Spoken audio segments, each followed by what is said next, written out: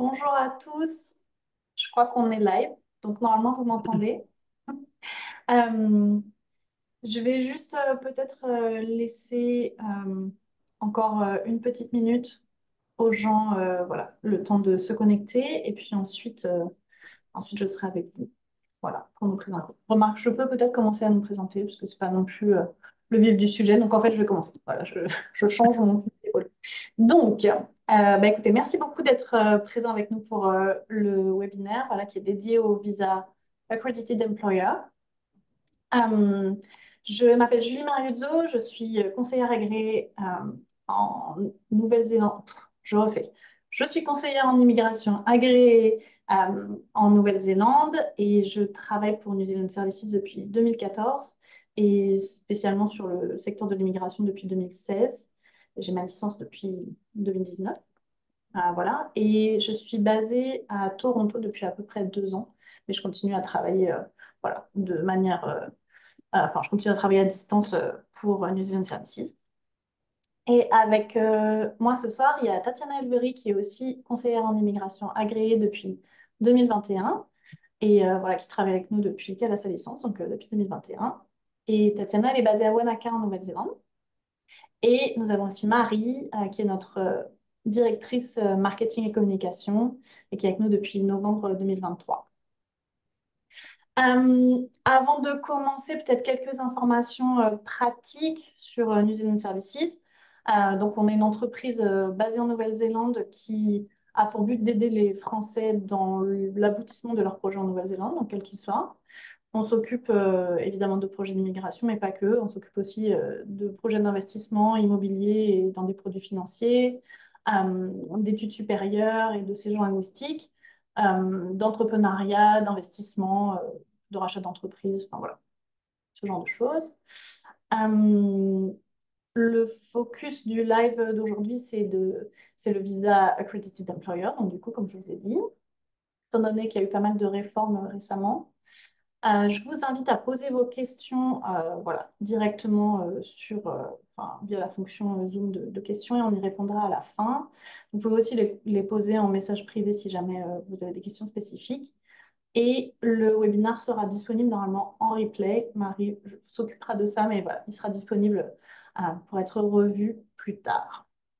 Voilà, Tatiana, je te laisse enchaîner. Merci Julie, superbe introduction. Merci à tous de nous avoir rejoints. Restez avec nous jusqu'au bout, surtout si vous avez des questions d'ordre général sur l'Accredited Employer Work Visa. Juste brièvement pour reprendre ce qu'a dit Julie, effectivement, je suis arrivée en 2021 avec New Zealand Services en ayant apporté un bagage avec moi dans les filières finance et Human Resources, ressources humaines, à des postes de management en Nouvelle-Zélande et puis auparavant en France où j'ai fait mon parcours typique étudiant, etc. Voilà. Donc, effectivement, je suis basée à Wanaka. Vous pouvez peut-être voir derrière dans ma photo, là derrière, il y a l'arbre de Wanaka qui est typique pour ceux qui connaissent Wanaka. Venez nous voir. Bien. Alors, rentrons dans le vif du sujet. Vous voulez tous qu'on parle de l'Accredited Employer Work Visa. Donc, on va arrêter de, comment dire en anglais, de fluff around et on y va. Alors déjà, pourquoi est-ce que, avant de parler de l'Accredited Employer Work Visa, pourquoi est-ce que il est intéressant de demander des conseils à un conseiller en immigration? Mais en fait, c'est déjà pour vous faciliter les choses, vous aider à comprendre les démarches nécessaires et adaptées à votre situation, augmenter vos chances de succès, c'est-à-dire que on peut vous minimiser un risque de refus, enfin, on minimise un risque de refus, on limite le stress parce qu'on vous tient informé, on vous explique quelles sont les règles, on vous explique quelles sont les opportunités, les risques. Comme nous travaillons dans une profession qui est réglementée par un code de conduite et par d'ailleurs une loi qui s'appelle le Immigration Advisors Licensing Act, nous avons des obligations envers vous en termes de professionnalisme. Voilà, donc ça vous permet quand même, ok, vous investissez dans nos conseils, mais en échange, vous avez quand même une certaine protection, vous avez un meilleur accompagnement, vous avez une meilleure garantie de succès et des risques donc beaucoup plus limités. Voilà, donc maintenant passons à la Nouvelle-Zélande rapidement. Donc bon, bah, pour la plupart d'entre vous, vous êtes probablement déjà très attirés par la Nouvelle-Zélande. Vous avez probablement déjà cherché un peu des informations. Certains d'entre vous êtes peut-être déjà en Nouvelle-Zélande. Mais en gros, bon, bah, effectivement, il y a un dynamisme en Nouvelle-Zélande parce que c'est un pays plus petit qui est plus facile à bouger que ce qu'on peut connaître en Europe. Euh, Ensuite, c'est un pays beaucoup plus sécuritaire.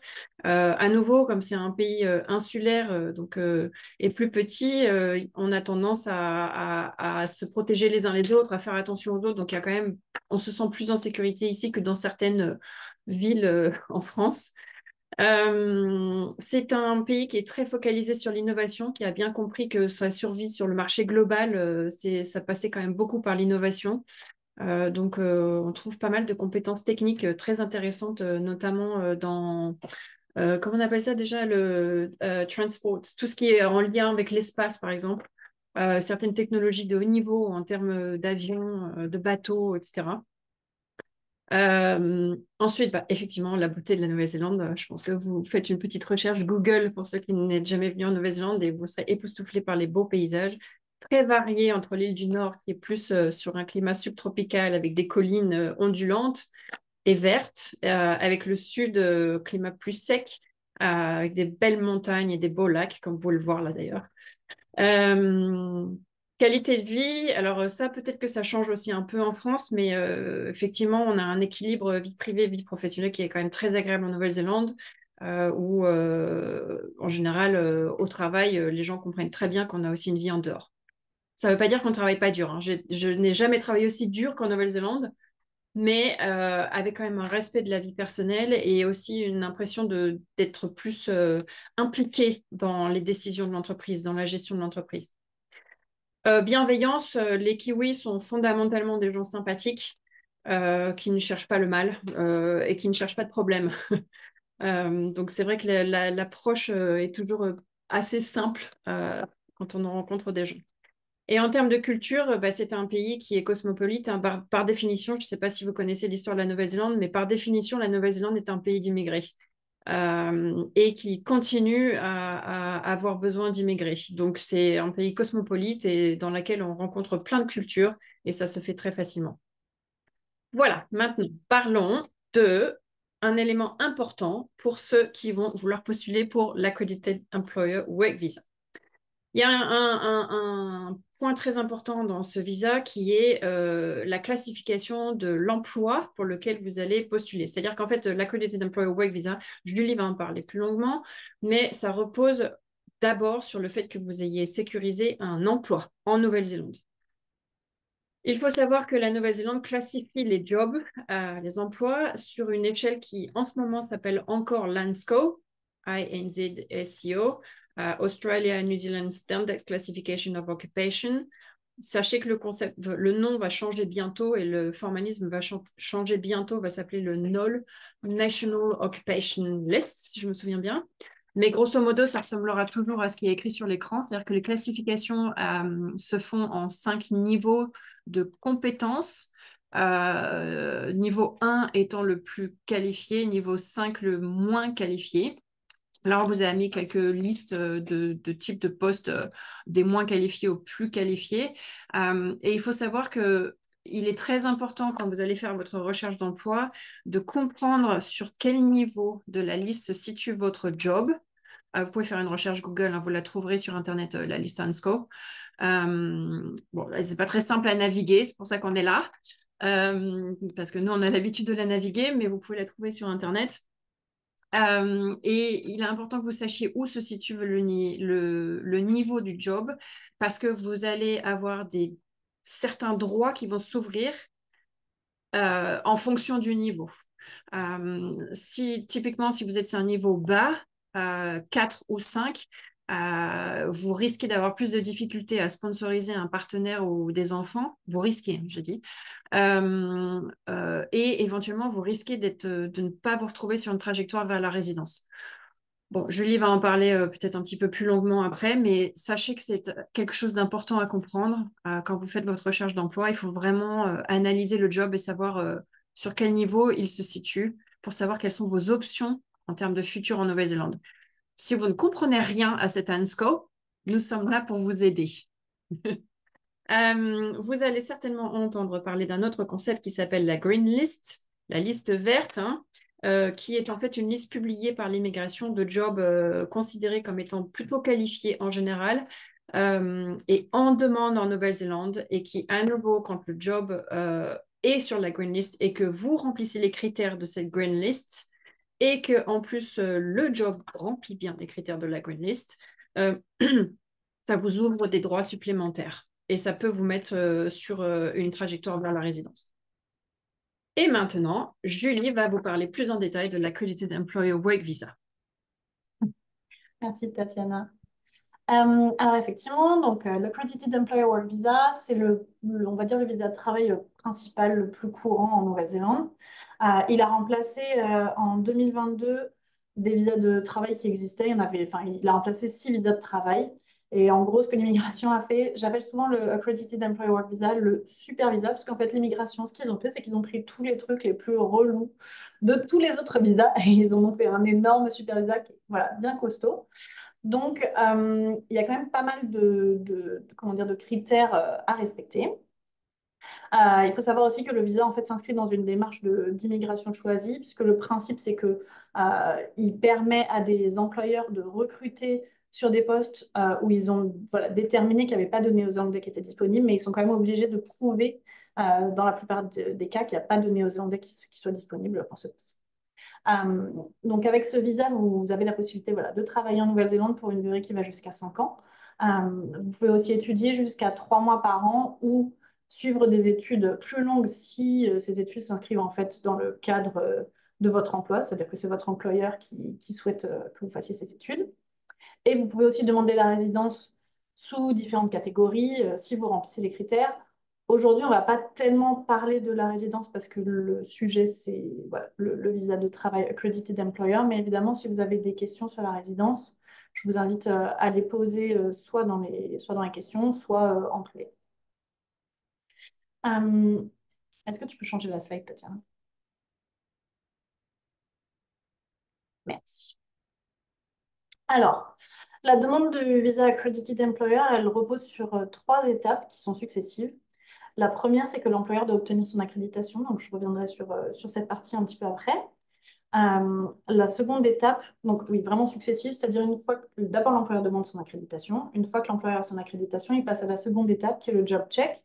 Le job check, c'est une étape à laquelle l'employeur va donner en fait beaucoup d'informations sur le poste, heure de travail, lieu de travail, salaire, quel type de compétences, expériences, qualifications il demande à un candidat. Voilà, enfin, on va dire voilà, tout un tas de critères relatifs au poste. Euh, et c'est aussi une étape à laquelle l'employeur va devoir démontrer, dans certains cas, qu'il n'y a pas de Néo-Zélandais pardon, qui soit disponible sur ce poste. Et pour prouver ça, en général, il passe une annonce et essaye de recruter quand même un Néo-Zélandais et doit prouver qu'il a vraiment de bonne foi essayé de trouver un Néo-Zélandais qui n'en a pas trouvé. Euh, c'est alors, à la suite du job check, non, non, tu peux rester sur. Merci. À la suite du job check, l'employeur en fait va pouvoir nominer un migrant pour faire sa demande de visa. Et au moment du coup de la demande de visa, il va falloir que vous remplissiez plusieurs critères. Euh, Vous devez d'abord avoir voilà, un employeur qui soit accrédité et qui ait un job check valide. Vous devez avoir un contrat de travail qui soit à temps plein, donc minimum 30 heures par semaine, parce que c'est considéré comme temps plein en Nouvelle-Zélande, et payé au salaire du marché, mais ça c'est pareil, on y reviendra un petit peu plus tard. Vous devez posséder les qualifications et l'expérience du coup qui ont été requises par l'employeur au moment du job check et l'immigration aussi des critères que vous devrez remplir. Vous devez, ça c'est commun à tous les visas, vous devez remplir les critères de bonne santé et de bonne moralité, donc pas avoir d'antécédents judiciaires ou être capable voilà, de mitiger un peu tout le problème que vous ayez pu avoir par le passé. Et si le poste est peu qualifié, vous allez aussi devoir démontrer un niveau d'anglais voilà, une maîtrise de l'anglais au moins basique. Et important à savoir, les frais d'accréditation et de job check sont vraiment, enfin, sont à la charge de l'employeur, ne doivent pas du tout être payés par l'employé. Par contre, les frais de la demande de visa, c'est-à-dire de la troisième étape, sont voilà, à la charge de qui veut. Disons qu'il n'y a pas d'obligation de l'employeur de couvrir ses frais. Cette fois, tu peux passer. Merci. Donc, l'accréditation, pour résumer, c'est comment dire, une demande qui va permettre à un employeur, en fait, de démontrer à l'immigration qu'ils sont d'une part solvables, c'est-à-dire qu'ils vont être capables de payer votre visa, typiquement, enfin votre salaire pendant la durée de votre visa. Et ils vont également devoir démontrer qu'ils sont des employeurs de bonne foi, c'est-à-dire qu'ils n'ont pas voilà, d'historique avec l'inspection du travail, d'historique d'exploitation de migrants ou ce genre de choses. Pour voir si une entreprise est accréditée, vous avez ce lien que peut-être on pourra remettre quelque part. En gros, il n'y a pas de liste comment dire, publique des employeurs qui sont accrédités. En revanche, via ce lien, vous pouvez vérifier si vous avez une offre d'emploi d'un employeur. Vous pouvez vérifier via ce lien si cet employeur est accrédité. Mais vous n'allez pas pouvoir télécharger la liste en gros, hein. L'autre chose qui est important de savoir, c'est que l'immigration a quand même bien fait son travail quand ils ont marketé enfin, voilà, le visa accredited employer.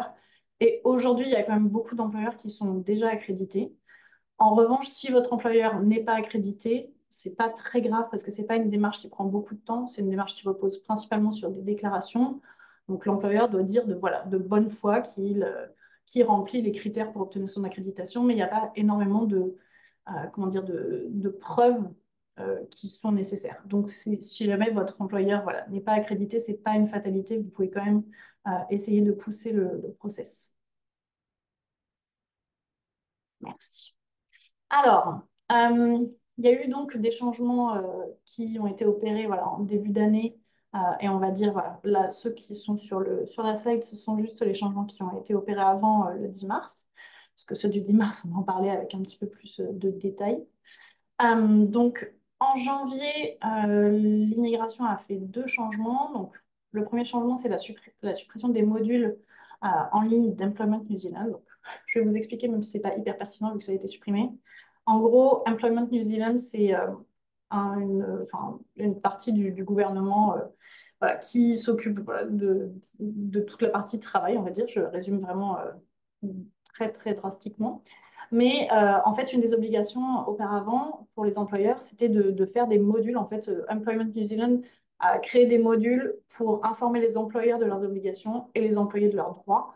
Et en fait, avant, pour pouvoir redemander une accréditation, il fallait pouvoir prouver qu'on avait bien vu ces modules. Et en fait, ça, ils ont supprimé ce prérequis puisque je pense ils ont dû s'apercevoir qu'il y avait beaucoup d'employeurs qui avaient oublié de le faire et beaucoup d'employés aussi qui ne l'avaient pas fait. Donc, bon, ce n'était pas hyper pertinent.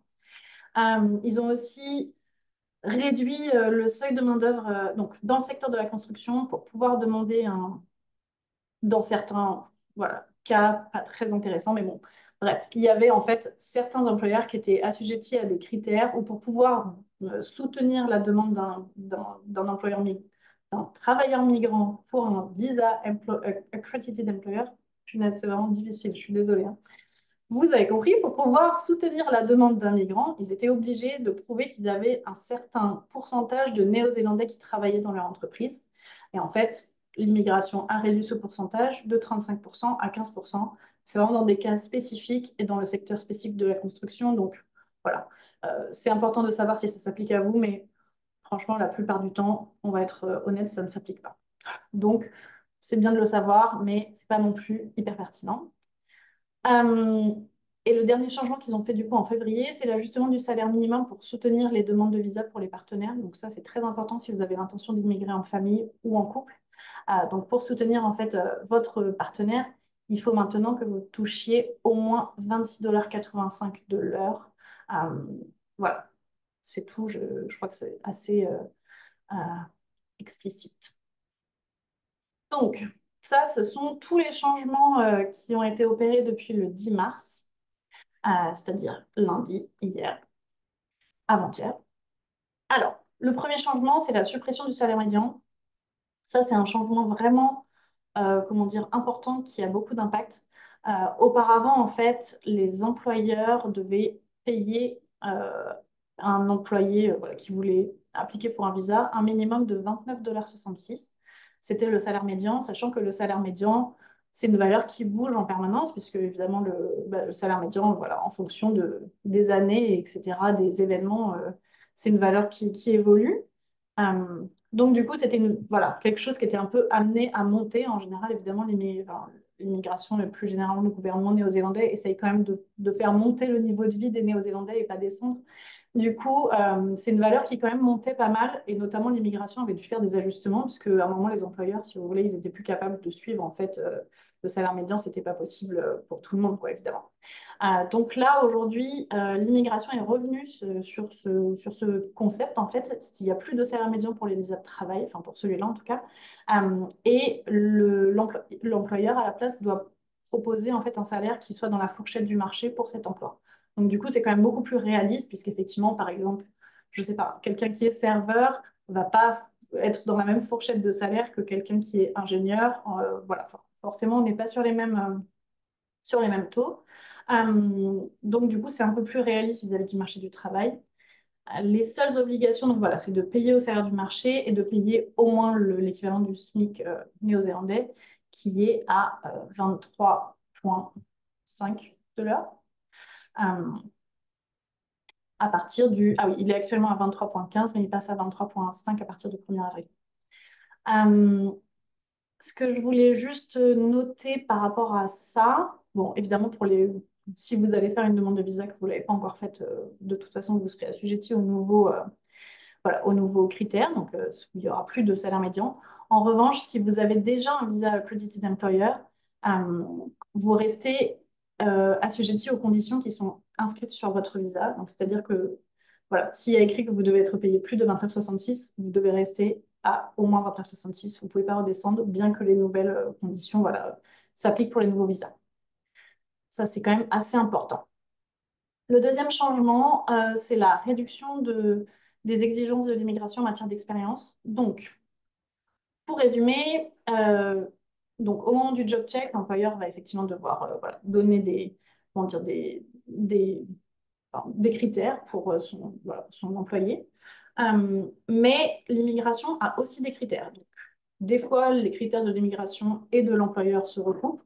Par exemple, enfin, ça arrive souvent qu'un employeur demande un certain niveau d'expérience ou des diplômes. Enfin, voilà, c'est quelque chose qui arrive régulièrement. Donc ça, si c'est le cas, bon, bah, tant mieux. Mais c'est aussi possible que vous ayez des choses, enfin, des critères différents de la part des employeurs et de la part de l'immigration. Dans tous les cas, vous serez obligé de respecter les critères de l'immigration. Cela, du coup, il y a trois possibilités de remplir ces critères.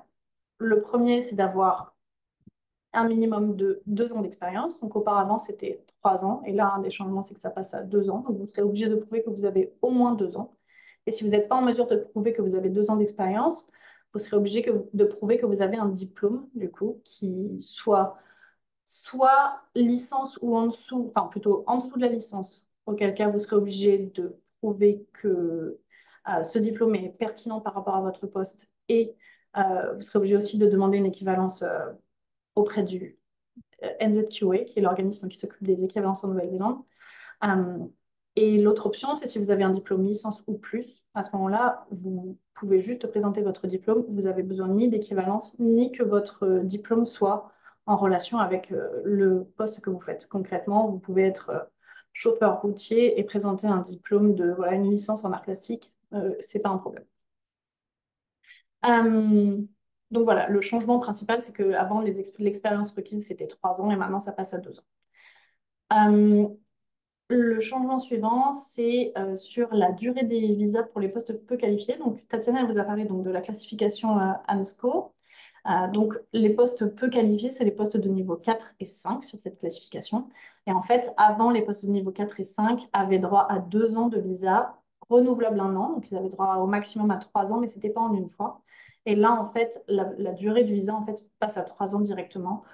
Donc, si vous avez un visa voilà, pour un poste peu qualifié, vous pourrez bénéficier de 3 ans de visa. Euh, Un autre changement important, c'est sur les visas d'intérim. Alors, d'abord, je vais faire un petit préambule sur le visa d'intérim parce que c'est un concept en lui-même.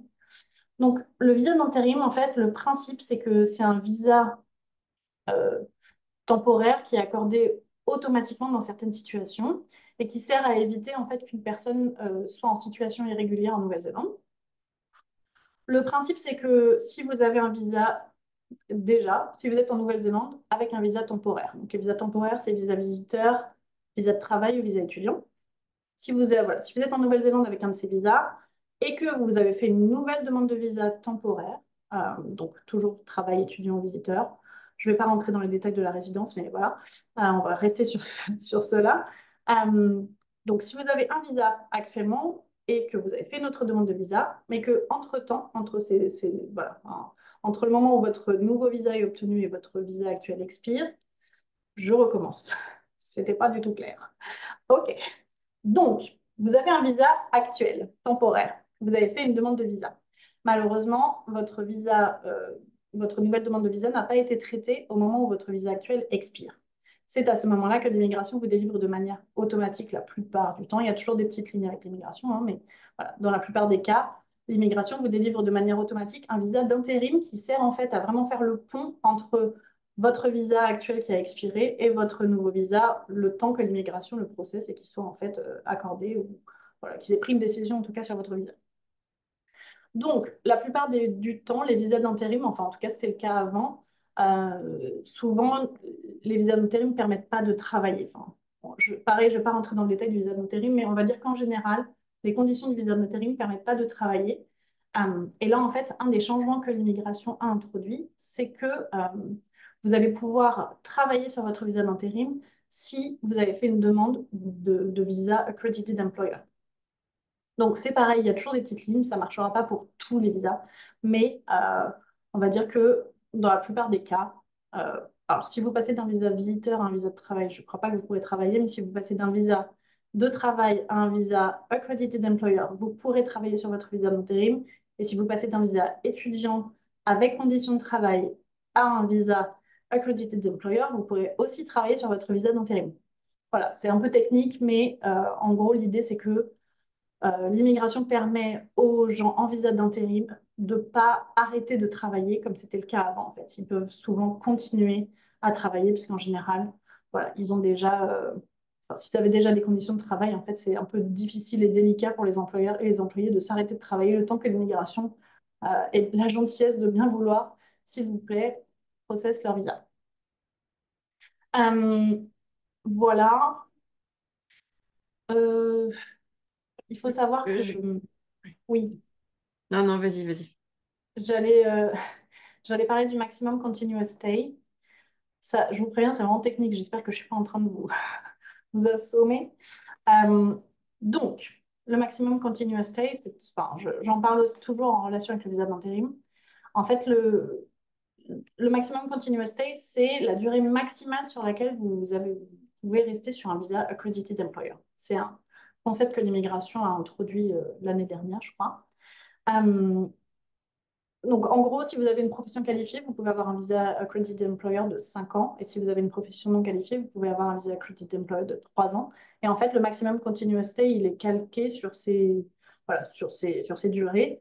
Avec un poste qualifié, vous avez la possibilité de rester un maximum de 5 ans sur ce type de visa. Et pour les moins qualifiés, vous pouvez rester un maximum de 3 ans sur ces types de visa. Sachant que ensuite vous êtes obligé voilà, de prendre une décision, on va dire, sur ce que vous voulez faire. Soit vous demandez un autre type de visa, soit vous demandez la résidence, soit vous partez de Nouvelle-Zélande. Enfin, il n'y a pas d'autre possibilité. Le visa Accredited Employer, ce n'est pas un visa qu'on peut renouveler. Donc, du coup, le maximum continuous stay, c'est ça. Et en fait, si vous avez un visa d'intérim avec des conditions de travail, la durée que vous passerez en fait en visa d'intérim sera comptée dans le maximum continuous stay. Donc, admettons que vous restez en visa d'intérim, je ne sais pas moi, 3 mois. Du coup, vous n'aurez pas un visa accredited employer de 5 ans, mais vous aurez un visa de 4 ans et 9 mois, puisque le temps maximum, ce sera effectivement 5 ans. Mais du coup, le visa d'intérim sera compris dans cette durée. Le dernier changement, et après j'arrête, sauf si tu voulais dire quelque chose, Tatiana. Non, non, justement, je pensais, j'avais peur que, que tu l'aies raté le dernier changement, donc ça va, tu veux le dire. Non. Tu es sur le point de Donc, le dire. Ouais, je suis sûre. Le dernier changement, c'est par rapport à l'augmentation du seuil de revenu pour pouvoir soutenir en fait vos enfants. Donc ça, c'est toujours aussi, enfin voilà, c'est dans le cas où vous venez en famille, c'est quand même important. Donc pour pouvoir soutenir une demande de visa pour votre enfant, il faut que vous touchiez au minimum 55 844 dollars par an, dollars néo-zélandais par an. Et ce seuil, en fait, il est calqué sur le salaire médian. Donc ça, pour le coup, ça veut dire que là, aujourd'hui, il est voilà, à ce niveau. Mais quand le salaire médian évolue et en fait, il est revu tous les ans parce que, comme je vous dis, l'immigration quand même tente de faire monter les salaires. Euh, du coup, la valeur, en fait, évoluera avec le salaire médian. Et du coup, tous les tous les enfants en fait, qui bénéficient déjà d'un visa voilà, étudiant ou visiteur sous la catégorie enfant dépendant, en fait, c'est-à-dire sponsorisé par un adulte avec un visa de travail, euh, pourront continuer à bénéficier de l'ancien seuil, puisque le but, évidemment, c'est pas de séparer des familles, mais le nouveau seuil s'appliquera pour toutes les nouvelles demandes de visa. Et cette fois-ci, j'ai terminé. Et c'est à toi, Tatiana. Non, t'as pas terminé, t'as une dernière T'as chose, terminé? les jobs qui ont été reclassifiés de 4 à 3 sur Landscope. Il est dans ta slide. Ah, d'accord, ok. Alors j'y vais alors. Alors, merci Julie pour cette présentation des critères généraux de l'Accredited Employer Work Visa et puis des récents changements et des futurs changements, parce qu'il y en a qui interviennent en avril. Et là, en fait, je vais vous parler un tout petit peu plus de la perspective employeur, mais la raison pour laquelle je vais répéter quand même un certain nombre de choses, c'est pour que vous, lorsque vous allez chercher un emploi et que vous allez avoir besoin d'avoir cette conversation sur le fait qu'ils vous sponsorisent et que peut-être vous allez vous heurter à des réticences de certains employeurs, en fait, vous pourriez leur expliquer ce que je vais vous dire. C'est-à-dire que, de manière générale, l'immigration a allégé les critères employeurs et donc aussi immigrants pour quand même faciliter les choses et permettre de promouvoir l'emploi des migrants. Alors la première partie qui a changé là depuis 2-3 jours, c'est que historiquement, l'employeur devait vraiment démontrer dans le cadre de leur job check, vous savez, c'est la deuxième étape après l'accréditation, donc accréditation, job check, puis votre work visa. Dans leur deuxième étape, ils devaient prouver qu'ils avaient sur certains postes, les moins qualifiés, donc Unsco Level 4 et 5, ils devaient prouver qu'ils avaient demandé à l'équivalent de l'ANPE, maintenant ça s'appelle France Travail, mais en Nouvelle-Zélande ça s'appelle Working Income, ils devaient leur demander de faire une recherche sectorielle et locale pour voir s'ils trouvaient des gens intéressés, donc des Néo-Zélandais intéressés pour travailler. Ils devaient apporter cette preuve qu'ils avaient consulté avec Working Income. Maintenant, cette étape-là va se faire sur une base déclarative où l'employeur devra simplement déclarer qu'ils ont travaillé avec Working Income. Donc, ça veut dire quoi? Ça veut dire qu'en pratique, au moment du job check, il n'y a pas besoin de soumettre de preuves, mais en fait, en réalité, on conseille quand même aux employeurs de remplir cette étape parce qu'ils pourraient très bien se faire auditer à n'importe quel moment par l'immigration et l'immigration pourrait demander à voir la preuve que Working Income a été contacté. Donc en fait, en pratique, sur le papier, bah, c'est plus simple parce que c'est juste une déclaration, mais en fait, en vrai, ça ne va pas changer. Donc ça, c'est un aspect dont peut-être vous n'avez pas trop besoin de parler avec les employeurs. L'autre partie, c'est cette histoire de salaire médian. Donc effectivement, historiquement, il fallait payer les gens généralement au salaire médian ou juste en dessous y compris dans les positions les moins qualifiées, c'est-à-dire, je sais pas moi, un serveur ou personne de ménage dans les hôtels. Sauf que là, bon, bah, maintenant, les employeurs n'auront plus cette barrière monétaire où ils vont pouvoir en fait vous payer une valeur de marché plutôt qu'une valeur qui est aussi élevée que presque 30 dollars de l'heure, voire exception. Donc, en pratique, ça va concerner surtout les employeurs qui n'ont pas l'habitude de travailler avec des AEWV, avec ce type de visa, parce qu'en fait, ce qui va se passer, c'est que dans la réalité des faits, ceux qui ont déjà des Accredited Employer Work Visa dans leur staff, eux vont déjà être payés proches ou déjà au salaire médian. Ce qui fait qu'en fait, il y a un peu, enfin, quelle est la valeur de marché dans ces cas-là? Quand on a deux employés qui font le même travail dans la même entreprise, il y en a un qui est payé à 30 dollars de l'heure et l'autre qui débarque et qui peut potentiellement être payé à 24 dollars de l'heure. on peut se poser des questions sur le fait que l'employeur va vraiment diminuer le salaire. Donc, je pense que ça, c'est un élément intéressant pour ceux d'entre vous qui vont postuler pour des jobs auprès de nouveaux employeurs accrédités, des gens qui n'ont pas l'habitude de travailler avec des immigrés. Euh, voilà, donc dites ça. Si vous avez un employeur qui est un peu perdu, qui se dit, mais non, mais j'ai entendu dire qu'il fallait que je paye au salaire médian, bah, vous pouvez lui dire, non, non, en fait, non, c'est terminé ça. Maintenant, vous pouvez me payer la valeur de marché. Alors, attention pour ceux d'entre vous qui ont des familles, parce que la valeur de marché, ça risque de ne pas être suffisant. Parce que rappelez-vous, si vous voulez sponsoriser un partenaire ou des enfants, il y a quand même un salaire minimum qui est à peu près 80% du salaire médian, donc à peu près 26 $, j'ai oublié, 85 je crois. 26,85 $ minimum, et dans certains cas, ça peut même être plus en fonction de votre niveau de poste. C'est très compliqué. Si vous voulez des conseils, il faudra nous demander en consultation. Euh, Parce que oui, 26,85 $ peut ne pas être suffisant si vous êtes surtout sur des postes peu qualifiés. Euh, et en plus, dans certains cas, il faut faire attention au salaire en général, pas seulement le taux horaire, mais il faut que le salaire en général corresponde bien à cette valeur que Julie vous a indiquée auparavant de 55 000 et quelques. Donc, je récapitule pour ceux d'entre vous qui vont faire face à un nouvel employeur qui n'a jamais été accrédité, qui n'a aucune connaissance, mais qui a peur de devoir vous payer au salaire médian. Vous pouvez leur dire que non, c'est terminé, c'était les anciens critères, ce n'est plus le cas.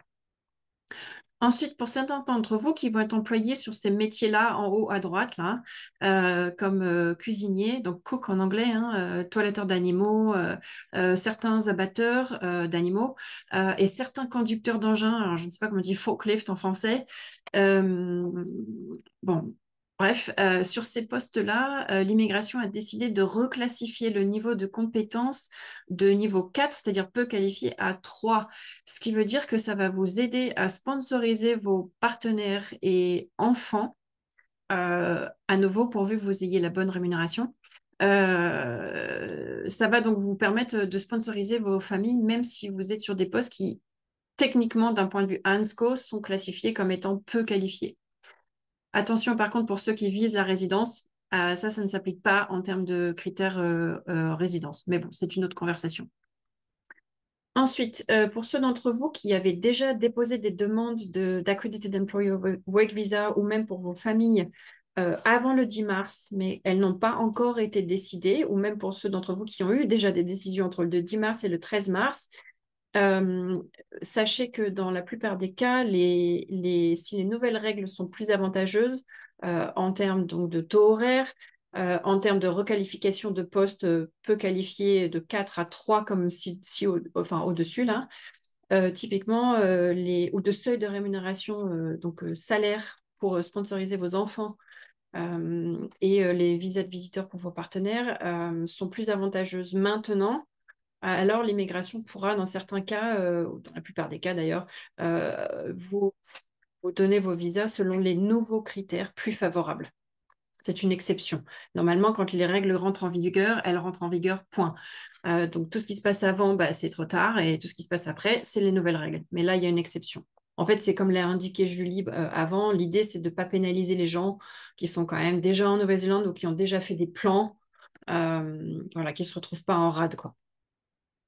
Et ensuite, comme l'a déjà mentionné Julie auparavant, pour ceux d'entre vous qui vont postuler avec peu d'expérience, pour ceux d'entre vous qui sont par exemple sur un Working Holiday Visa en ce moment ou qui vont peut-être venir avec un Working Holiday Visa et qui sont assez jeunes après leurs études et qui ont peu d'expérience professionnelle, là où historiquement peut-être l'employeur va se dire bah, il faut que tu aies 3 ans d'expérience professionnelle à me donner. En fait, là, vous pouvez expliquer à l'employeur, bah non, en fait, à partir de maintenant, j'ai besoin d'en montrer que 2. Donc, même si je suis un peu vert encore, bah, en fait, j'ai besoin de prouver que 2 ans. Donc, voilà. Donc, euh, vous pouvez, donc, je récapitule brièvement, pour les employeurs, vous pouvez leur indiquer que, bon, le salaire médian, maintenant, ça s'applique beaucoup moins, que vous n'avez plus besoin de prouver 3 ans, mais 2 ans dans la plupart des cas d'expérience professionnelle. Bon, à condition que l'employeur, lui, ne demande pas 3 ans, hein. Si l'employeur demande 3 ans, bah, il faut avoir 3 ans. Mais sinon, d'un point de vue immigration, c'est 2 ans. Ou un diplôme, comme l'avait indiqué Julie, que les traitements des demandes en cours vont être donc sur des critères généralement plus favorable pour vous que ce que ça n'était auparavant, que certains jobs sont maintenant reclassifiés, ce qui fait que vous allez pouvoir sponsoriser vos partenaires et enfants là où avant vous ne pouviez pas. Et l'employeur doit faire surtout des déclarations au moment de son job check et de sa candidature pour l'accréditation, là où avant, il devait aussi montrer des preuves. Maintenant, il faut juste qu'il les garde sous le coude. Il y avait un point que je voulais dire aussi, j'ai oublié. Bon, bah, ça reviendra plus tard. Euh, j'ai oublié. Le 10 mars, l'autre impact. Ah, bon, bah, j'ai oublié, tant pis. Désolé, ça reviendra peut-être plus tard. À moins que Julie ait une idée merveilleuse de ce que je devrais ajouter. Bien, alors maintenant, vous voulez peut-être savoir combien ça coûte cette histoire. Bon, je vais vous la faire simple. Prévoyez à peu près 2000 $ de budget pour candidater pour l'Accredited Employer Work Visa. Je ne parle pas d'un budget pour vivre sur place, hein. Je parle du budget vraiment pour la candidature. Les coûts de candidature sont montés. Pour ceux d'entre vous qui avaient regardé les frais peut-être il y a un an, bah, vous avez dû vous apercevoir que, eh ben non, on n'est plus sur 700 et quelques, on est maintenant sur 1540 $ minimum de coûts de candidature payables à l'immigration. Ensuite, dans la plupart des cas, vous allez devoir faire une visite médicale et des radios. À nouveau, comme l'a dit Julie, il y a des exceptions, mais la plupart du temps, vous allez devoir vous y coller.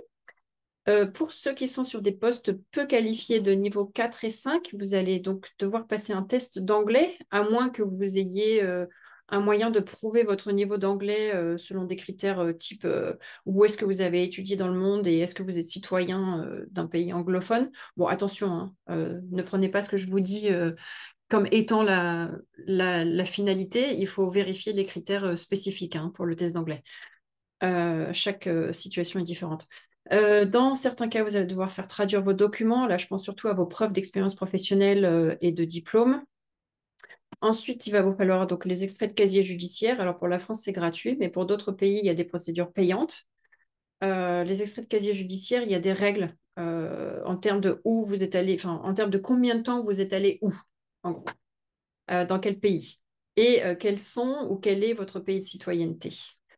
Ensuite, pour ceux d'entre vous qui vont devoir faire évaluer votre diplôme par le New Zealand Qualification Authority, alors je ne sais pas si vous vous souvenez, Julie l'a évoqué, c'est une situation que vous allez rencontrer soit dans certains cas pour la Green List ou certains des postes dans le Care Workforce ou Transport Workforce, mais surtout ceux qui vont devoir répondre aux critères minimum de compétences de l'immigration, à savoir d'avoir soit 2 ans soit un diplôme inférieur à licence dans le domaine de travail visé, soit ceux qui ont une licence minimum dans n'importe quel domaine.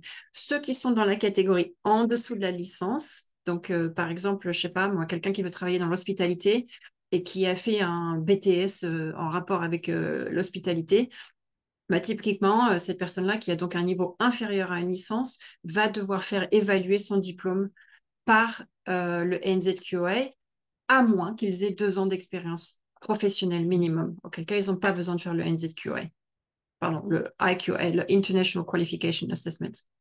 Et ça coûte cher, ça coûte encore à peu près 445 $, il me semble, à peu près 450 $, et puis ça prend du temps. Donc, il faut l'anticiper. Donc, si vous êtes dans une situation où vous n'avez pas d'expérience professionnelle ou pas les 2 ans d'expérience professionnelle en rapport avec le poste, et que vous avez un niveau de diplôme inférieur à un diplôme universitaire, vous allez donc devoir faire passer par le NZQA. Donc, prévoyez plusieurs semaines et le budget pour ça. Ensuite, si vous avez votre conjoint et vos enfants et ou vos enfants qui postulent aussi, bah, effectivement, il faut rajouter tout ce que j'ai mis au-dessus, en gros, hein, sauf les qualifications et l'expérience professionnelle.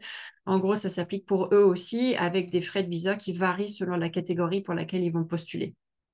Ensuite, en termes de délai, alors là, bon, on a mis entre 2 et 6 mois, mais c'est vraiment très difficile à dire parce que ça peut aller vite.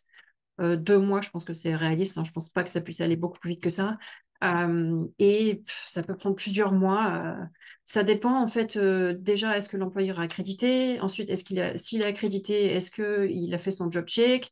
À quel point ils sont rapides? Parce qu'il y a des employeurs qui sont au taquet, il y en a d'autres qui, ça leur prend beaucoup de temps. Ensuite, comme ce sont deux candidatures, bah, il faut que l'immigration gère ces candidatures. Donc, combien de temps ça va prendre l'immigration de gérer ces candidatures? Ensuite, vous, combien de temps ça va vous préparer à vous pour préparer votre ou vos candidatures si vous êtes en famille? Ensuite, vous allez soumettre la candidature. Et là encore, combien de temps ça va prendre par l'immigration pour gérer la candidature? Donc voilà, donc il faut être patient. Et quand vous êtes en relation avec un employeur, il faut leur expliquer qu'il peut se passer un peu de temps. Euh, alors, sachez aussi pour ceux d'entre vous qui êtes déjà en Nouvelle-Zélande, par exemple en ce moment, qui êtes en train de chercher du travail et vous êtes sur un visa de visiteur, par exemple, attention à ces délais d'attente. Parce que typiquement, l'immigration ne risque de ne pas forcément accepter d'un bon œil que vous postuliez pour des visiteurs des visas d'autres visiteurs je vais la refaire, d'autres visas de visiteurs parce que vous attendez un poste. L'immigration n'accepte pas vraiment ça comme raison pour un visiteur visa, donc soyez très vigilants avec ça. Euh, Rappelez-vous qu'à partir d'avril, ceux d'entre vous qui êtes déjà en Nouvelle-Zélande et qui travaillent déjà ou qui sont sur des visas étudiants avec des conditions de travail, vous aurez la possibilité, quand votre visa actuel va expirer et que vous allez passer automatiquement sur un visa intérim le temps que l'immigration ait géré votre candidature à l'Accredited Employer Work Visa, vous allez avoir la capacité à travailler dans le nouveau poste en attendant. Mais pour ça, attention, il faut avoir déposé la demande d'Accredited Employer Work Visa dans les temps. Si votre visa est sur le point d'expirer, il vous faut une autre solution intermédiaire. Voilà. Ensuite, ah oui, alors, je vais vous demander comment est-ce que je fais pour trouver un travail en Nouvelle-Zélande. Alors, on a listé ici un certain nombre de sites internet qui sont intéressants. Tout dépend du secteur dans lequel vous cherchez du travail. Seek, c'est quand même la référence de base. TradeMe, ça va être surtout pour les postes peut-être moins qualifiés et dans la construction, mais pas que, hein, mais surtout. Après, il y a Indeed, LinkedIn, bon, bah, ça c'est surtout pour les postes plus qualifiés, je pense. Ensuite, Careers, c'est un site internet, je pense, gouvernemental ou rattaché à une agence gouvernementale qui est très intéressante, qui est un peu... c'est du conseil en rapport avec le travail. Donc, ça vous explique, ça vous donne des conseils de recherche d'emploi, ça vous donne des... Par poste, ça va vous donner les conditions d'entrée, donc quelle formation suivre, où trouver des jobs, quelles sont les prévisions de salaire de marché, les perspectives d'évolution. Donc, c'est assez intéressant. Et évidemment, les candidatures spontanées. Alors moi, je le conseille beaucoup, ça, en Nouvelle-Zélande. Généralement, si vous vous cantonnez à répondre à des annonces en ligne, vous avez peu de chances de succès sur un Accredited Employer Work Visa. Euh, Vous pouvez avoir une chance de succès, mais bon, statistiquement, c'est plus compliqué. Ce qui marche très bien en Nouvelle-Zélande, c'est vraiment de se déplacer. Alors, si vous n'êtes pas en Nouvelle-Zélande, évidemment, vous ne pouvez pas vous déplacer. Par contre, vous pouvez contacter les gens en fouillant un peu sur les sites des entreprises qui vous intéressent, en fouillant sur LinkedIn, en fouillant dans les associations professionnelles. Dans voilà, les chambres de commerce, il y en a plein, il y en a par région, puis il y a évidemment la French New Zealand Chamber of Commerce. Euh, Après, sur certains groupes Facebook aussi, vous pouvez avoir de temps en temps un employeur qui va mettre une annonce ou peut-être plus probable, vous allez avoir un employé qui quitte son job et qui dit bah, je vais quitter mon job, mon employeur a besoin de me remplacer, on cherche quelqu'un pour me remplacer.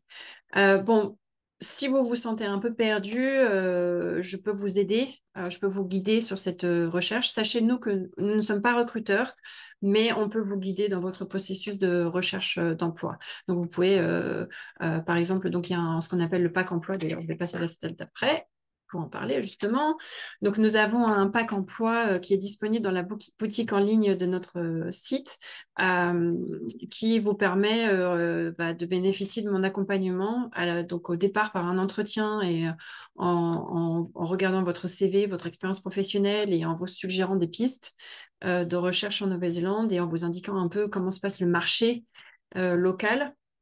Et puis par la suite, si vous commencez à trouver un peu des offres qui vous intéressent ou des entreprises qui vous intéressent, bien moi, je peux vous guider en vous donnant des conseils par rapport à cette entreprise-là, donner des conseils par rapport ce qu'on pourrait vous demander dans le cadre de vos entretiens, ce qu'on pourrait vous demander par rapport à votre visa par la suite. Est-ce que le job est bien en rapport avec vos compétences, etc., etc.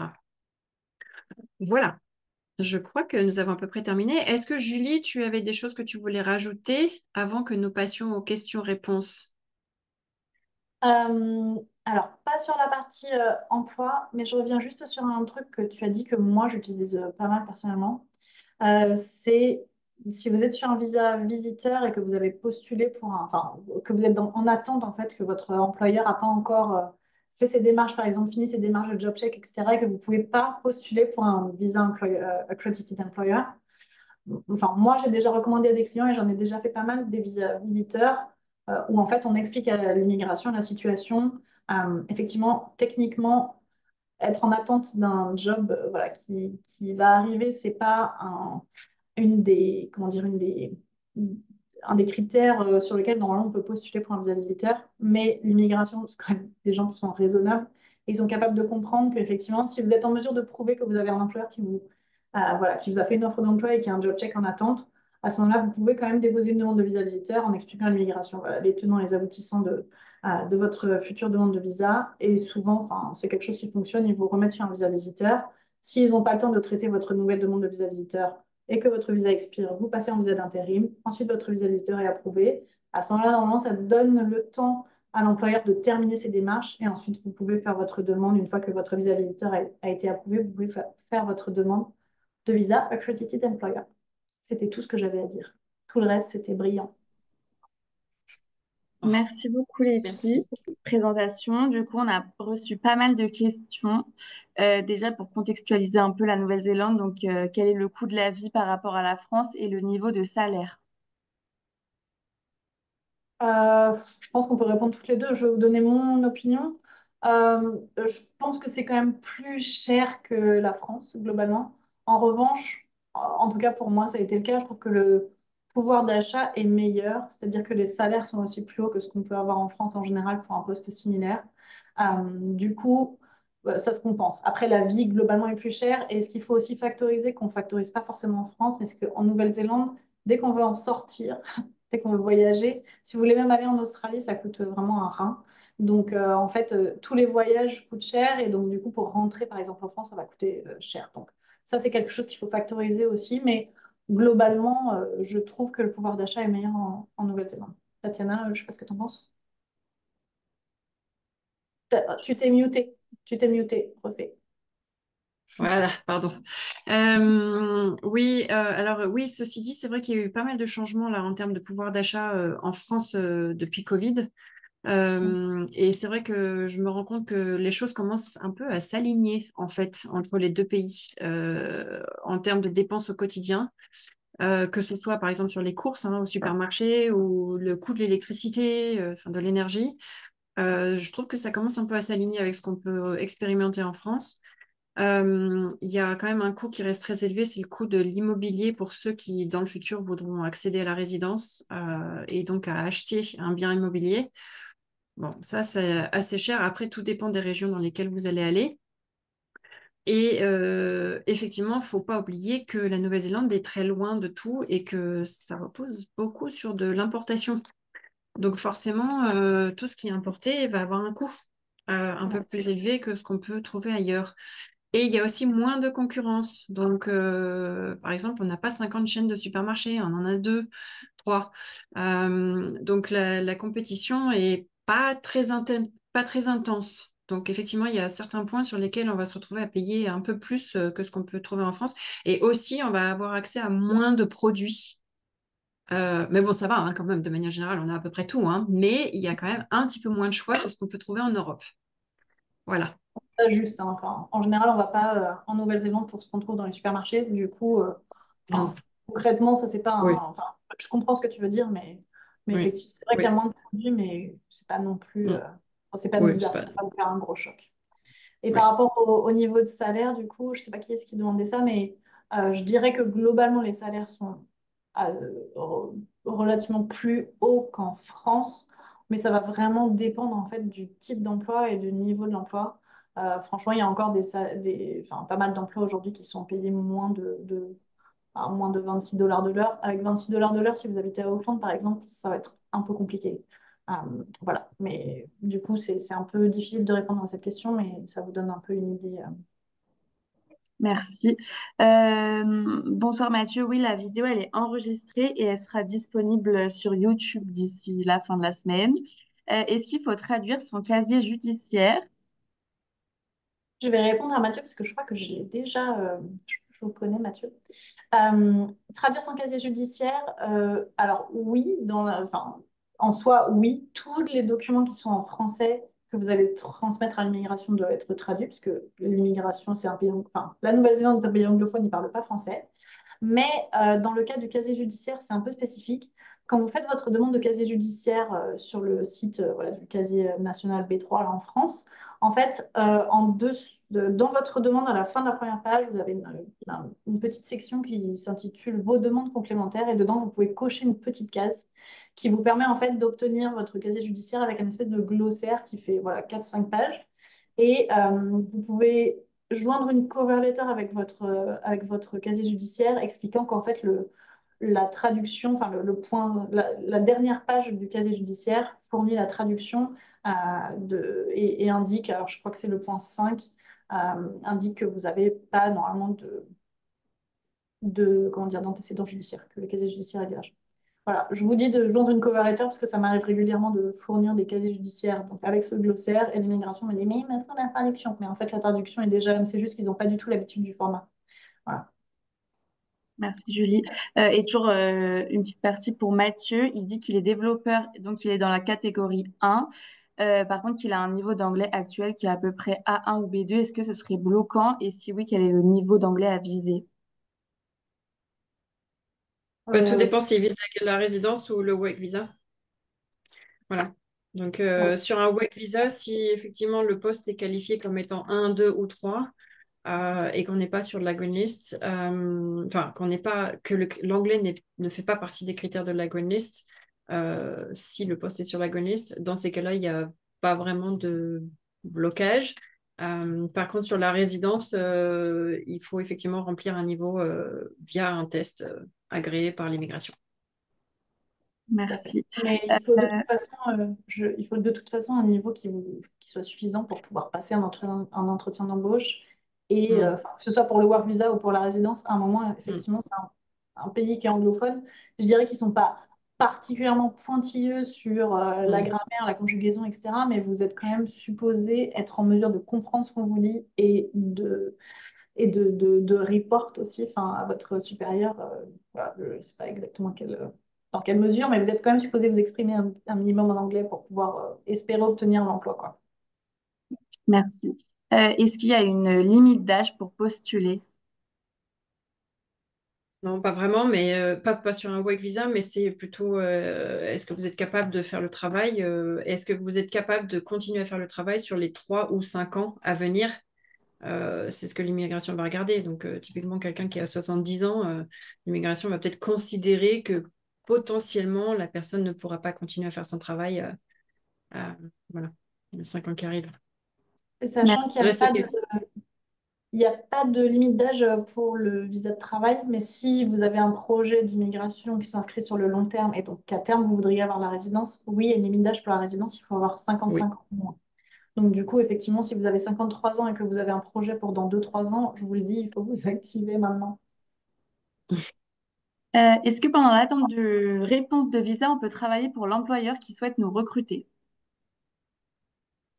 Alors ça, c'est ce qu'on a évoqué plus tôt. Il n'y a que certains scénarios où vous pourrez commencer à travailler avant que votre visa soit approuvé. C'est le scénario où vous avez déjà un visa de travail ou un visa d'étudiant avec conditions de travail et que vous avez postulé pour l'Accredited Employer Work Visa avant expiration de ce visa. Dans ces cas-là, vous pouvez éventuellement commencer le nouveau travail, donc le nouveau travail tel que vous l'avez soumis à l'immigration. Il n'y a que ces cas-là où ce sera possible et ce n'est que pendant l'intérim visa, pas avant. C'est-à-dire que tant que vous détenez encore votre ancien work visa d'un autre type, ou même de même type, mais avec un autre employeur, ou que vous avez encore votre visa d'étudiant, tant que vous le détenez, qu'est-ce que j'ai dit? Visa d'étudiant, oui. Tant que vous le détenez, si votre visa vous impose de travailler avec un certain employeur, vous ne pouvez pas commencer le nouveau travail. Vous devez attendre l'intérim. Par contre, si vous êtes sur un student visa qui a donc des conditions de travail ouvertes, vous pouvez commencer à travailler avec le nouveau employeur. Attention, en respect des règles de votre student visa, c'est-à-dire généralement pas plus de 20 heures par semaine ou full-time pendant les vacances, généralement. Ça dépend ce qui est écrit sur votre visa. Et ensuite, vous pouvez commencer à travailler à temps plein lorsque le visa intérim commence. Attention, ce sont des scénarios très spécifiques, hein. Donc là, je vous engage vraiment à nous demander, hein. Là, c'est Oui, du conseil général. Ça ne s'applique pas à la personne en particulier à qui je suis en train de répondre là. C'est c'est ce que général. j'allais dire aussi, c'est que c'est une question qui est un Ouais, peu vague et c'est difficile d'y répondre avec précision en ouais, fait. Toutes les ouais, situations sont vraiment spécifiques. Du coup, il faudra voir le visa ouais. que vous possédez, le visa Mhm. pour lequel vous postulez. Et du coup, à Ouais. partir des conditions des deux, on peut déterminer dans quelle mesure vous pouvez travailler, si effectivement il y a un visa d'intérim au milieu. Mais du coup, c'est un Mhm. peu compliqué de répondre à cette question. Et franchement, honnêtement, c'est aussi risqué pour nous d'y répondre que pour vous de Mhm. prendre ce qu'on dit à la lettre. Enfin, il faut vraiment quand même faire Ouais. un peu de recherche spécifique. Merci d'ailleurs, Tatiana. Est-ce que tu pourras mettre la slide avec les adresses email? Comme ça, quand vous avez des situations vraiment personnelles, vous pouvez les envoyer directement aux filles. Mais où est-elle? À la fin. Ah, ah, j'ai perdu. Alors là, j'ai arrêté de partager. Qu'est-ce que vous voyez à l'écran là? Il faut que tu descendes, c'est Ouais, pas grave. le PowerPoint. Ah, pardon. C'est juste l'avant-dernière slide, il me semble. Alors, tic, tic, tic. Là, voilà. Bah, parfait, merci. Euh, Bonjour, si je possède déjà un Accredited Employer Work Visa, mais je suis en train de changer d'emploi pour un autre Accredited Employer Work Visa, est-ce que ce changement est aussi long que la demande de visa ou est-ce que c'est une nouvelle demande? Euh, Ça reste, Nouvelle demande. enfin, ça reste un peu long quand même. En vrai, c'est un peu comme une nouvelle demande. Déjà, pour Mm. pouvoir faire une variation of conditions ou un job change, votre nouvel employeur doit avoir passé un job check. Donc, bon, bah, il faut factoriser ce temps-là. Et après, vous, une fois que vous avez fait je dirais, que la variation of conditions, enfin, la partie où vous-même, vous allez appliquer une fois que votre employeur a fait son job check, c'est moins long, je dirais, qu'un nouveau visa de travail. Mais enfin, franchement, ça se compte en une différence de quelques jours, à peut-être quelques 2 semaines maximum de différence, mais ça ne fait pas une énorme diff euh, sur enfin, sur la totalité du process. Étant donné qu'en général, que les candidats sont assez motivés et soumettent leur demande de visa rapidement, alors que les employeurs, bon, comme Tatiana le disait, il y en a qui sont voilà, hyper au taquet, mais il y en a qui sont aussi très très lents. Enfin, moi, il y a vraiment eu des différences de 3 semaines pour qu'un employeur me donne tous ses documents à 6 mois pour obtenir tous les documents. Donc, ça dépend vraiment de l'employeur et voilà, à quel point il est rapide pour faire ses propres démarches. Merci. Est-ce que NZQA prend en compte des diplômes qui n'existent pas en Nouvelle-Zélande? Bah, justement, c'est l'idée. C'est en fait le but. Donc, le New Zealand Qualification Authority, c'est l'autorité gouvernementale qui régit les diplômes néo-zélandais. Et donc, du coup, un de leur travail, c'est non pas seulement de régir le système scolaire et universitaire et d'apprentissage, et autres enseignements, c'est aussi de déterminer la valeur des diplômes étrangers en comparaison avec le système d'éducation et d'enseignement néo-zélandais. Donc, c'est exactement le but lorsque vous engagez enfin, lorsque vous travaillez avec New Zealand Qualification Authority, euh, que vous soumettez votre diplôme français qui n'existe pas en Nouvelle-Zélande. Je pense, je sais pas moi, par exemple à Sciences Po ou l'ESSEC L'école de commerce, c'est ça, ou tous les diplômes. voilà, enfin voilà. Justement, le rôle de NZQA, ça va être de déterminer quelle est la valeur de votre diplôme français par rapport à l'échelle de la Nouvelle-Zélande. Voilà. Est-ce que l'apprentissage ou l'alternance est pris en compte dans les 2 ans d'expérience professionnelle? Alors, Ça si c'est à temps peut, plein, enfin, oui, il y a plein de. Bon, il y a ça plusieurs cas de dépend, en figure. fait. Ouais. Ça dépend. C'est aussi possible que l'immigration fasse un prorata en fait. Euh, voilà, Des c'est heures travaillées. Mm. exactement. Ouais, là, c'est une question spécifique. C'est un Ouais. peu difficile d'y répondre. Désolée, je lis les questions en même temps. Bonjour, je prévois de faire un working holiday pour la fin d'année et ensuite faire un accredited visa pour obtenir un working to residence visa. Est-ce que cela semble être un bon plan d'action? Elle a aussi étudié un master en marketing et innovation en Nouvelle-Zélande qui devait faciliter l'emploi en Nouvelle-Zélande.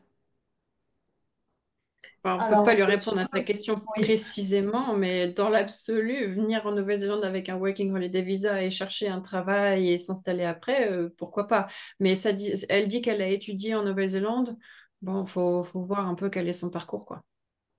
Oui. Il y a peut-être Je d'autres dirais que options du plus coup, pertinentes.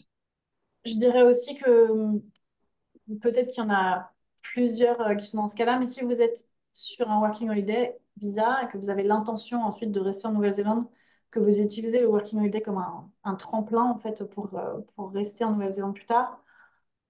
J'ai beaucoup de gens en fait qui me contactent, il leur reste peut-être 3 mois sur leur visa et du coup ils ont plus trop le temps puisque comme on vous l'a dit, les démarches ça prend du temps, trouver un employeur qui va vous sponsoriser ça prend du temps. Donc du coup, si effectivement vous avez l'intention, vous savez déjà que vous avez l'intention de rester en Nouvelle-Zélande, utilisez vraiment votre Working Holiday Visa pour son full potentiel, c'est-à-dire voilà, enfin, évidemment backpacker, profitez-en, etc. Mais profitez-en aussi pour vraiment chercher du travail à trouver du travail, rester, vous rendre indispensable et faire en sorte du coup à la fin que votre employeur veuille bien vous sponsoriser. Parce que c'est quand même un peu le nerf de la guerre, j'ai envie de vous dire. Enfin, aujourd'hui, l'obstacle principal à l'immigration en Nouvelle-Zélande, enfin, en tout cas pour ceux qui passent par effectivement le travail, c'est de trouver un emploi. Et du coup, le Working Holiday, c'est vraiment une chance en or pour vous de trouver un emploi et de pouvoir ensuite vous faire sponsoriser, que beaucoup de gens ont loupé et s'en mordent un peu les doigts. Donc, utilisez votre Working Holiday à son full potentiel. Merci. Et enfin, est-ce qu'on peut créer est-ce que l'on peut être employé en bénéficiant de ce visa et créer une société en parallèle? Non, veuillez les tâtes. Je Non, rassure. ce n'est pas possible du tout. Le visa que vous allez obtenir, si vous l'obtenez, il indiquera des conditions. Ce sera écrit noir sur blanc. Il y aura écrit que vous ne pouvez travailler que pour tel employeur, dans telle région, sur tel poste et avec telle rémunération. C'est-à-dire que toute autre activité en dehors de celle-là est strictement interdite. Voilà. Merci. J'ai juste une question sur Facebook. Où pourrais-je trouver les différents types d'employeurs sur le site de l'immigration? Je pense qu'il Vous parle pouvez pour pas, le Peut-être qu'elle sponsoriser.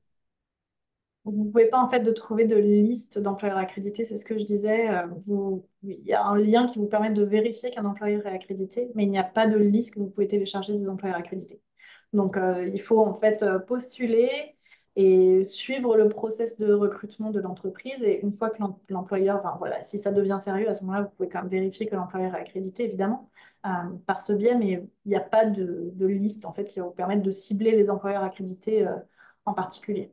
Et comme je le disais dans ma présentation, le fait de ne pas avoir d'accréditation, c'est pas non plus une fatalité, parce que c'est pas non plus. Disons que dans le process du coup qui se déroule en 3 étapes, accréditation, job check, demande de visa, l'accréditation, c'est pas la partie la plus compliquée en fait. Le job check, c'est une partie qui est quand même relativement technique et qui peut être compliquée pour un employeur. La demande de visa, ouais, évidemment, il y a toujours, enfin, ça peut être simple ou compliqué selon les situations, mais concrètement, l'accréditation, c'est pas la partie la plus problématique. Donc, même si un employeur n'est pas accrédité, c'est pas vraiment une fatalité. Je vous conseille juste d'essayer de postuler, de garder voilà, une ouverture d'esprit quand vous postulez et de postuler voilà, autant que vous pouvez, enfin, pour des offres qui, bien sûr, euh, correspondent à ce que vous cherchez, mais voilà, de ne pas vous fermer la porte à je veux spécifiquement chercher un employeur qui est accrédité, puisqu'en fait, bon, voilà, il y a beaucoup d'employeurs qui ne le sont pas. Le tissu économique de la Nouvelle-Zélande, c'est assez particulier quand même. C'est vraiment beaucoup de très petites entreprises, enfin des entreprises de moins de 10 employés. Donc, vous voyez qu'en fait, les employeurs, ils demandent leur accréditation que quand ils ont besoin de recruter quelqu'un, un migrant spécifiquement. Sinon, c'est pas quelque chose qu'ils vont faire. Donc, du coup, et les accréditations, c'est pas quelque chose qui dure toujours. Ça a une durée de validité d'1 an. Donc, du coup, voilà, c'est possible qu'ils aient eu leur accréditation et qu'elle ait expiré ou c'est possible qu'ils ne l'aient jamais demandé parce que tout simplement la situation ne s'est pas présentée. Mais en tout cas, ce n'est pas vraiment une fatalité. Merci. On a une dernière question, désolée. Non, Savez-vous pourquoi les règles s'assouplissent pour l'immigration en Nouvelle-Zélande? ça s'oublie. Bah, en fait, les règles ont été. En fait, il y a eu un processus de consultation avec les parties prenantes, donc avec des employeurs, avec des professionnels de l'immigration, type nous, avec des représentants de groupes d'immigrants aussi, et qui, en fait, à l'issue de ces consultations, ils ont compris qu'en fait, il y avait un certain nombre de barrières qui étaient insurmontables, en fait. Donc, typiquement, cette histoire de salaire médian était une barrière insurmontable, surtout pour les emplois peu qualifiés, de base, la Nouvelle-Zélande n'a pas forcément besoin de n'avoir que des gens qualifiés. Il peut être intéressant aussi d'avoir des gens sur des métiers moins qualifiés, avec des gens peut-être qui sont peut-être un peu moins expérimentés, mais qui peuvent quand même apporter beaucoup de valeur ajoutée à la Nouvelle-Zélande. Donc voilà, donc en fait, à l'issue d'un processus de consultation qui a déterminé que les règles étaient juste trop rigides et qui étaient un frein à l'emploi, un frein au développement économique de la Nouvelle-Zélande, le gouvernement a déterminé qu'il serait bon d'assouplir certains critères, donc notamment en termes de rémunération, en termes d'expérience professionnelle, et également cette histoire de formation en ligne dont Julie a parlé, qui sont en fait des modules d'éducation au droit du travail. C'était des modules qui étaient très lourds, il y en avait 8 et ça prenait beaucoup de temps. Donc c'est aussi pour alléger les démarches employeurs qui étaient jugées trop lourdes en fait. Et aussi dans certains cas, vu que les employés aussi devaient suivre ces 8 modules, je ne vous raconte pas, hein, c'était vraiment beaucoup de textes, hein. Il y en avait de la lecture à faire, hein. Il y avait vraiment beaucoup de lecture à faire et c'était vraiment insupportable. C'est-à-dire qu'on ne peut pas imaginer que quelqu'un qui fasse un boulot de femme de ménage dans un hôtel aille passer une journée entière s'asseoir pour écouter une formation en droit du travail. C'était beaucoup, beaucoup trop Sur long. du temps de Voilà, travail le rémunéré. temps de travail. Ouais, c'était vraiment trop long. Bref, donc voilà, c'est à l'issue d'un processus de consultation, il a été déterminé qu'il fallait assouplir les règles pour promouvoir l'économie néo-zélandaise et l'immigration. Après, pour Voilà. compléter, je ne dirais pas que en général, les règles s'assouplissent pour l'immigration en Mm. Nouvelle-Zélande. Effectivement, là, il y a des critères qui ont été assouplis. Globalement, enfin, du coup, Mm. Tatiana, je pense que tu es arrivée à peu près en même temps que moi, hein, mais du coup, quand on est arrivé, nous, voilà, on va dire début des années 2010, on va dire, euh, les règles étaient vraiment beaucoup plus simples que ce qu'on a aujourd'hui. Et typiquement, moi, quand je parle avec des gens qui étaient là encore avant moi, c'est-à-dire qui sont en Nouvelle-Zélande depuis 20 ans, 25 ans, ils me disent que les règles étaient encore évidemment beaucoup plus simples quand eux, ils sont arrivés. Donc, je dirais que la tendance est quand même plutôt vers un durcissement des règles en général que vers un assouplissement. Et l'autre point qui est important de garder en tête, c'est que l'immigration, c'est un sujet qui est toujours très politique. Et donc, en fonction un petit peu des orientations politiques des nouveaux gouvernements, vous avez des règles qui ont été, par exemple, mises en place par le gouvernement précédent et qui avaient été très critiquées par le gouvernement à l'époque, enfin, par l'opposition, pardon, à l'époque. Ensuite, on change de gouvernement. Évidemment, si vous voulez, enfin, l'opposition qui est maintenant le gouvernement a quand même tout intérêt à un moment à se dire, bon, c'est vrai qu'on avait dit que ces règles étaient un peu absurdes, donc c'est quand même intelligent de revenir dessus. Donc, il faut garder en tête que l'immigration, enfin voilà, c'est un sujet qui est très politique, c'est le jeu du chat et de la souris, et donc, du coup, forcément, il y a des critères qui changent un peu tout le temps. Ça évolue en permanence, hein. Enfin, Merci beaucoup. Et sur la fiscalité en brut, il faut retirer combien de pourcents à peu près en Nouvelle-Zélande? Bon, ça va dépendre du niveau de revenu. Ça, on fonctionne sur un système de bande. Voilà, donc ça, c'est quelque chose que vous pouvez regarder sur le site des impôts, de IRD, mais ça dépend. Enfin, ce qu'on peut vous dire en tout cas, c'est que effectivement, plus vous avez un niveau de revenu élevé, plus vous allez être déduit, comme en France, hein, c'est pareil. Par contre, un point qui est maintenant, bon, maintenant c'est similaire en France. Ici, on a une retenue à la source où normalement ce que vous recevez dans votre poche, les taxes ont déjà été déduites. Bon, c'est pas vrai pour tout le monde, mais dans la majeure partie des cas, pour des gens qui ont juste un seul revenu, c'est grosso modo vrai. Et il n'y a pas de système de charge patronale versus charge salariale sur les fiches de paye. En gros, pas tout à fait vrai, mais en gros, les charges qui sont déduites sont des charges salariales. En gros, il y a vraiment un tout petit peu de charges patronales, mais vraiment pas grand-chose. Voilà. Merci beaucoup les filles et merci à tous pour ce webinaire. N'hésitez pas à prendre les adresses email qui sont affichées pour envoyer vos questions plus personnelles et le replay sera mis en live demain ou après-demain sur nos réseaux sociaux YouTube, Facebook et LinkedIn. Merci les filles. Merci à Merci à tous. tous. Au Bonne revoir. soirée. Au revoir.